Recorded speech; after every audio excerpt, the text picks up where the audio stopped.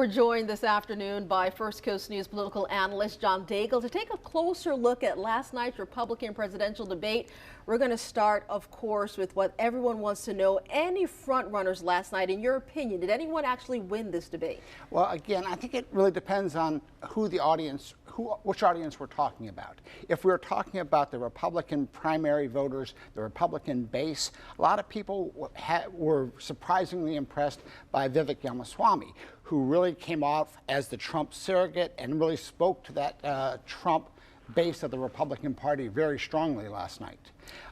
If we're talking about the general election and voters in general, a lot of people were impressed by former Vice President Mike Pence and Nikki Haley, who both appealed more to a general election audience. Now, we have to talk about the front runner going into this in terms of the numbers and polling. Governor Ron DeSantis, how do you feel he did last night? DeSantis came out unscathed, basically. He came into there as the leading candidate, leading polling candidate who was on the stage last night.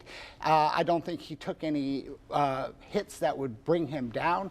I don't think he said anything that we haven't heard from him on the campaign trail. Surprisingly, you never heard the word woke from him. He pivoted well from foreign policy areas where he's not strong to immigration, and that I think he appeared very strong on immigration, especially for the Republican base. We do need to talk about the implications from this debate. What do you see coming from all of this? What's happening next? Well, typically after a primary debate like this, each candidate would just be working really hard today to take advantage of the news cycle, to fundraise off any points they won last night. This is a very unusual cycle because, as we know, the quote elephant who wasn't in the room last night, former President Donald Trump, is expected to turn himself in and be arrested in Fulton County, Georgia today. That is going to steal a lot of the air out of the news cycle today. So normally where these folks may have 24, 48 hours to talk about what happened last night, it's just not going to be the focus of attention by 3 or 4 o'clock this afternoon. So you mentioned former President Donald Trump. He was not on the stage last night. We did hear from him, though, in a recorded interview. Your thoughts on that move? It was. Again, I think his object obviously was to steal some of the limelight away from what was happening on the stage. His pre-recorded interview was put out on X, formerly Twitter.